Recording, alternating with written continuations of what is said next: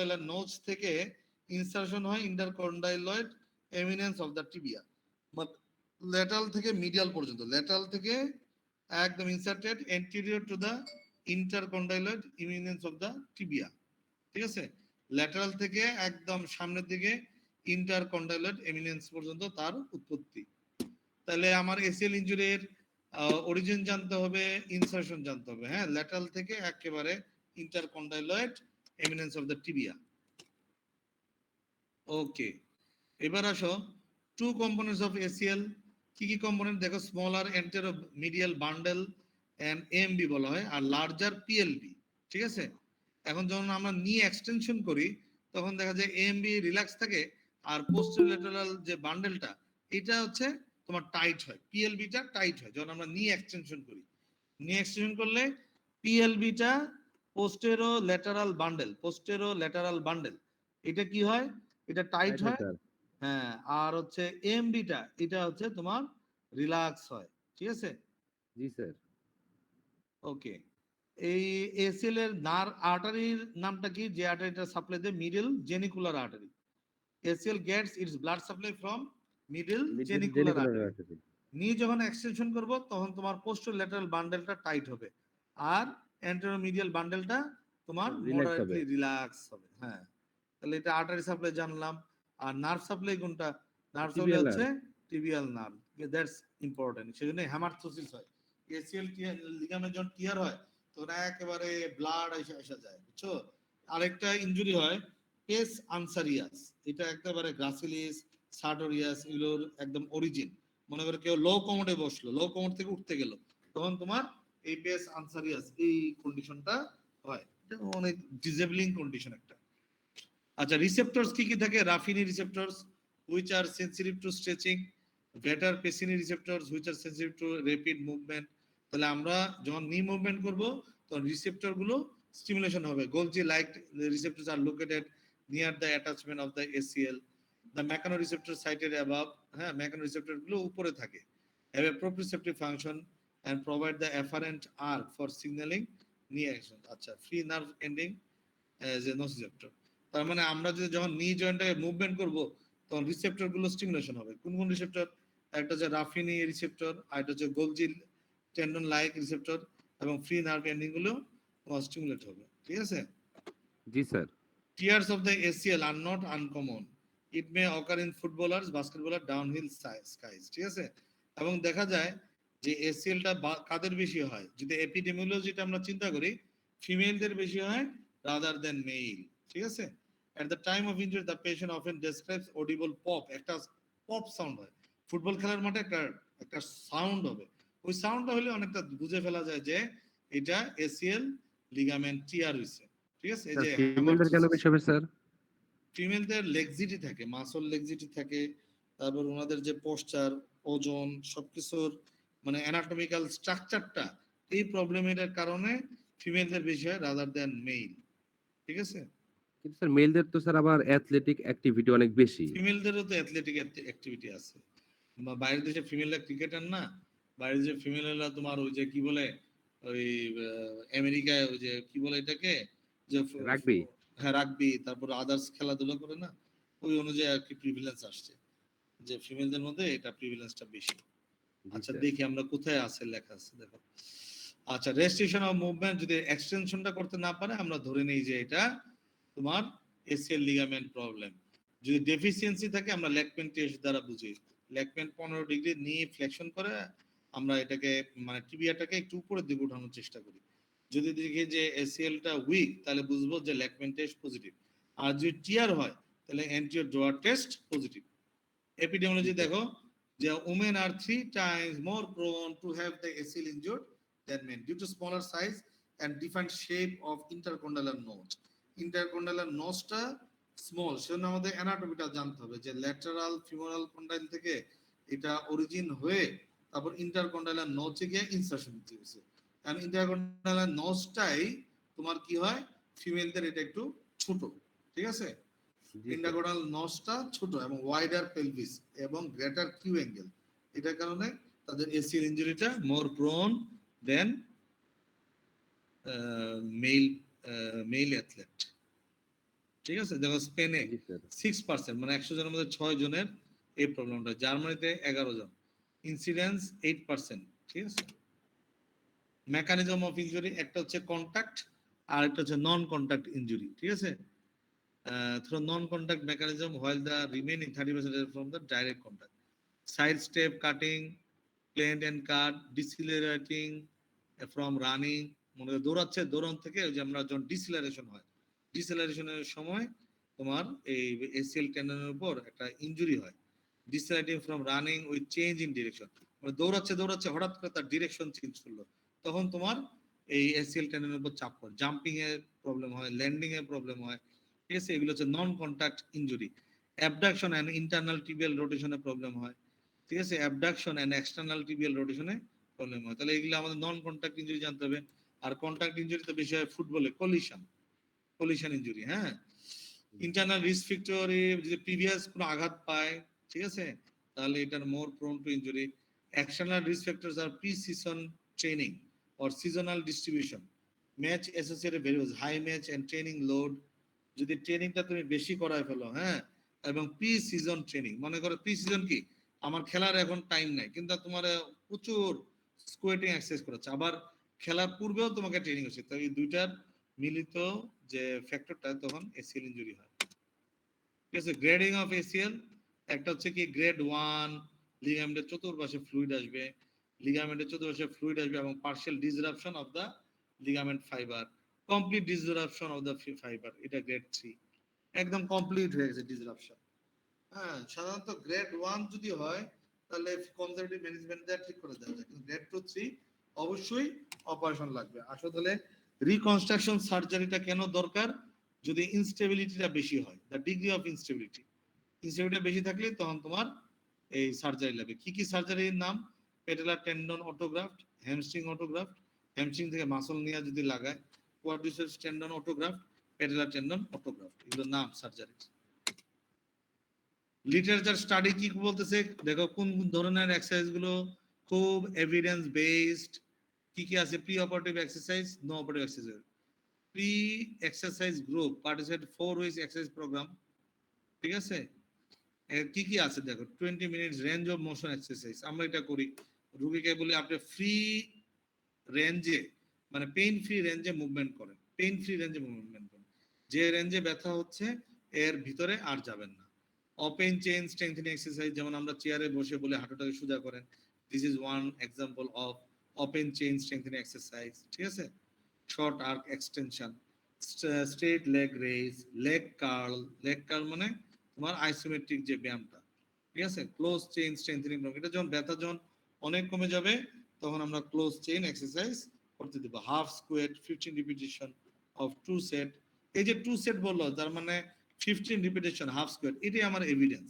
এই এভিডেন্স অনুযায়ী আমার প্র্যাকটিস করতে হবে।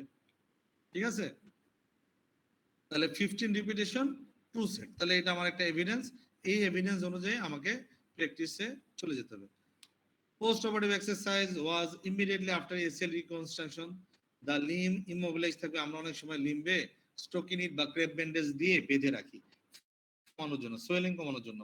সেম স্ট্র্যাটেজি আমরা মেনটেন করি প্রস্থেটিক অর্থোটিকে, যখন অ্যাম্পুটেশন কাটা থাকে স্টাম্পটা অনেক সোয়েলিং থাকে, তখন সোয়েলিং কমানোর জন্য আমরা স্টোকিনিট দিয়ে প্রায় 1 সপ্তাহ তাকে ব্যান্ডেজিং করে রাখি। Patients were allowed to undergo partially weight bearing 2 weeks, তাহলে 2 সপ্তাহ তার এক্সিলারি ক্রাচ দিয়ে হাঁটবে। ঠিক আছে, 2 সপ্তাহ এক্সিলারি ক্রাচ দিয়ে হাঁটবে। To move through full range of knee joint motion and perform close chain exercise at 4 weeks after surgery, মানে সার্জারি 4 সপ্তাহ পরে আমরা ক্লোজ চেইন এক্সারসাইজ দিব। তাহলে এটাই আমার এভিডেন্স যে সার্জারি হয়েছে 4 সপ্তাহ পরে আমরা ক্লোজ চেইন এক্সারসাইজ যাব। সার্জারি হয়েছে 2 সপ্তাহ পর্যন্ত আমরা তাকে কি করব, পার্শিয়াল ওয়েট বিয়ারিং করাবো, কিভাবে, এক্সিলারি ক্রাচ দিয়ে। জি স্যার কথা বোঝা গেছে না, খুব দ্রুত বলতেছি, স্যার বুঝতে পারছি কতদূর বুঝতে পারছো বলো। স্যার ওই যে তার সার্জারির পর 2 সপ্তাহ পর্যন্ত হচ্ছে পার্শিয়াল ওয়েট বেয়ারিং করাবো এক্সিলারি ক্লাস, আর সার্জারির পর 4 সপ্তাহ পরে হচ্ছে আমরা close standing training exercise good করব। গুড, এটা কে বলছে না, কে না, জি স্যার জি কে স্যার। বলছে কে খুব রেসপন্স করে, মাশাআল্লাহ, ভালো, জি খুবই স্যার ভালো। অনেক ফাস্ট এটাই তো দরকার, আমাদের তো ফার্স্টই দরকার। জি স্যার। দেখো আরো কিছু ব্যাপার আছে যে যাদের এসিএল ইনজুরি হবে, বলা আছে যে কিছু নিউট্রিয়েন্ট সাপ্লিমেন্টেশন দিতে হবে, যেমন গ্লুকোজামিন কন্ড্রোটিন সালফেট, গ্লুকোজামিন কন্ড্রোটিন সালফেট, এটা একটা নিউট্রিয়েন্ট সাপ্লিমেন্ট, এটা কিন্তু দিতে হবে। তাহলে কি হবে? হাইপারট্রফি এবং strength of quadriceps muscle. Patient ACL injury experience atrophy and weakening of the knee extensor as well as the hamstring muscle, মানে তার knee extensor এবং hamstring muscle উইক হয়ে যায়, তাহলে এটার জন্য একটা স্ট্রেংথেনিং প্রোগ্রাম লাগবে। ঠিক আছে? কিন্তু 3 supplementation group, protein and carbohydrate, তিনটা গ্রুপে দেখা গেছে কি পাইছি, determined from images of thigh cross section magnetic resonance imaging the hypertrophy of the quadriceps muscle differed significantly between groups of the digital part of the PC group, যেমন আচ্ছা তাহলে কোনটার মধ্যে ভালো পাওয়া গেছে? Determined from images Thai cross sections, একটা MRI করে দেখা গেছে the hypertrophy of the quadriceps muscle differ significantly between groups at the digital part of the PC group. PC group মানে যে প্রোটিন এন্ড কার্বোহাইড্রেট, হ্যাঁ, এটার মধ্যে বেশ একটা ডিফার পাওয়া গেছে, বুঝছো, যেটা লার্জেস্ট হাইপারট্রফি হয়ে যায়। পিসি গ্রুপে কি দেওয়া হয়েছে? প্রোটিন এবং কার্বোহাইড্রেট দেওয়া হয়েছে, এতে দেখা গেছে যে ডিজিটাল পার্টে বেশ একটা হাইপারট্রফি মাসল পাওয়া গেছে। কিভাবে পাওয়া গেছে? এমআরআই এর মাধ্যমে। Efficacy of open kinetic exercise and close kinetic exercise program ACL গ্রুপে দেখা গেছে। তো group 1 perform CKC close kinetic exercise program and group 2 perform OKC exercise program. CKC মানে close kinetic exercise program, close kinetic chain, হ্যাঁ। CKC were squatting exercise, standing weight, shift weight, seat exercise, lateral seat step up and open kinematic exercise মধ্যে কি কি আছে দেখো, তোমরা এটা শিখে নাও।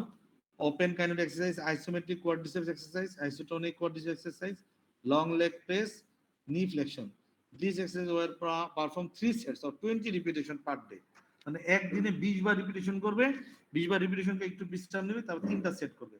দেখা গেছে যে close kinetic exercise programme were more effective than open kinetic exercise. তাহলে আমরা এসিএল ইনজুরি হলে আমরা কি ধরনের ট্রিটমেন্ট দিব? Close kinetic exercise, squatting, standing weight, shift exercise, ঠিক আছে, ওয়াল সিটস এক্সারসাইজ, তারপর ল্যাটারাল স্টেপ ডাউন। অনেক সময় আমরা কি করি, এই যে ক্লোজ এক্সারসাইজ গুলি একটা ইয়া যে ওয়াল সিটস এক্সারসাইজ যেটা বলা হয়, পা দিয়ে চাপ দেওয়া হয়, এটা জিমের মধ্যে আছে, পা দিয়ে পুশ দেওয়া হয়। দাঁড়ায়া ওয়েট শিফট এক্সারসাইজ, দাঁড়ায়া যদি আমরা পাটাকে সরাইতে বলি বা অ্যাবডাকশন করতে বলি, এটা একটা weight shift exercise. Pre operative আমার সোয়েলিং কমাইতে হবে, পেইন কমাইতে হবে, এটা গোল থাকবে। আর পোস্ট অপারেটিভ কি কি আছে দেখো, তোমরা এগুলো জানো, control pain and swelling, restore normal range of motion, ঠিক আছে, develop muscle strength, mentally prepare করতে হবে যে রোগী অবশ্যই সম্পূর্ণ সুস্থ হয়ে যাবে, ঠিক আছে।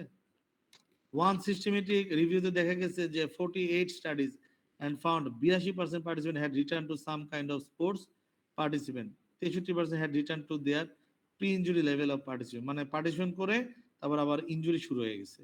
আর 40% had returned to competitive sport at final follow up, মানে ফাইনাল ফলো আপ পর্যন্ত তারা স্পোর্টসে আসতে পারছে। আরেকজন স্টাডিতে দেখা গেছে 39%, 45% and 51% of studies permitted running at 3 months, মানে 3 মাস পরে দৌড়াদৌড়ি শুরু করবে, return to cutting pivoting sports at 6 months and return to sport without restriction after 6 months, মানে 6 মাস পরে আপনি ইয়াতে আসবেন, কি বলে 6 মাস পরে আপনি স্পোর্টসে আসবেন, ঠিক আছে। খুব দ্রুত একটু বলে দিলাম। আমরা সাধারণত এই ধরনের এক্সারসাইজ করাই, কিন্তু আমাদেরকে যেটা প্রোটোকল ফলো করতে হবে যে অপারেশনের পরে 2 সপ্তাহ তাকে ক্রেপ ব্যান্ডেজ বেঁধে রাখতে হবে, this is important. Pain free রেঞ্জে নি কার্ল এক্সারসাইজ করতে হবে, কখনো ভিগোরাস এক্সারসাইজ করা যাবে না, ঠিক আছে। 1 মাস পরে ক্লোজ কাইনেটিক এক্সারসাইজ করতে হবে, এটা হচ্ছে মেইন সামারি বা ওভারঅল সামারি। এবার তোমরা প্রশ্ন করো, এসিএল ইনজুরি থেকে পরীক্ষায় প্রশ্ন আসবে, এটা তোমাদের আমি বলে দিই, করিম খানের বইয়েতে রিহ্যাবিলিটেশন প্রোটোকল আছে এসিএল ইনজুরি, ওটা একদম মুখস্থ করে ফেলবা যে এসিএল ইনজুরিটা কি, right the rehabilitation protocol of ACL injury. তবে যে করিম বইটা কি খানের বই, লাইব্রেরিতে পাওয়া যাবে? হ্যাঁ লাইব্রেরিতে পাওয়া যায়, তোমরা কিনো না কেন, এই বই তো আমারও আছে নিজস্ব, তোমাদের একটা থাকবে না সংগ্রহশালায় থাকবে না, স্পোর্টস ফিজিওথেরাপির মতো একটা বই, করিম খানের বই, তোমরা ইয়াতে চলে যাও, নীলক্ষেতে যাও, নিয়ে গেলে সবাই কিনে ফেলো, এটা কিনতেই আচ্ছা হবে। স্যার, তাহলে জি, স্যার। পরীক্ষার সময় কিন্তু খুব বিপদে পড়বে। জি, স্যার। পরীক্ষার বইয়ের সময় নাম কি স্যার? করিম খানের বই, করিম খানের sports sports clinical sports medicine, clinical sports medicine. জি, স্যার। এটা কিনে ফেলো, হ্যাঁ।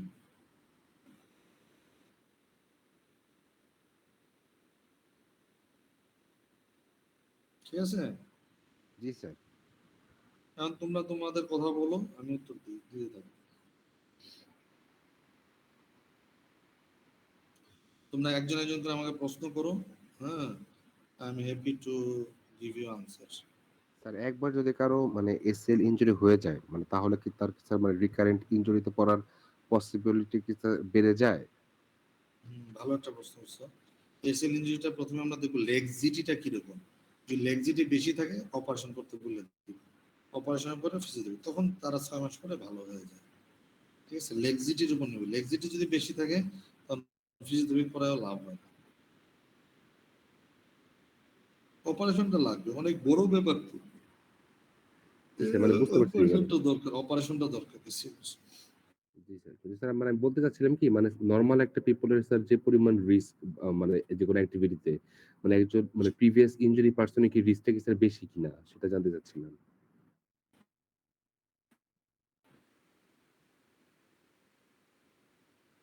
আচ্ছা, এই জন্য থিওরি পড়তে থিওরি। জি, স্যার। হ্যাঁ সলদা, রিফাত, হ্যালো, একটু পরে আবার ক্লাস নিতে হবে, এখন পারতেছি না, প্রিন্সিপাল স্যার তাহলে ডাকতেছে। স্যার হ্যাঁ, আজকের মতো কিন্তু আমরা শেষ করে দেব? আজকে দুপুরে একটু বসি নাকি 2টার দিকে? নাকি স্যার আমরা স্যার অন্য একদিন স্যার একটা ক্লাস করব স্যার। তোমরা তো প্রশ্নই করলা না বোকা ছেলেরা, প্রশ্ন না করলে কি শিখবা কেমনে?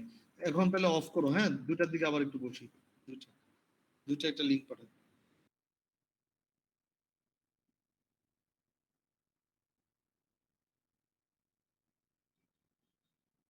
রিফাত তাহলে এখন প্রেজেন্ট দিয়ে নেন।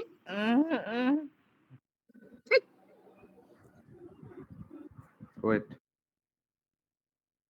এটা কি ছিল?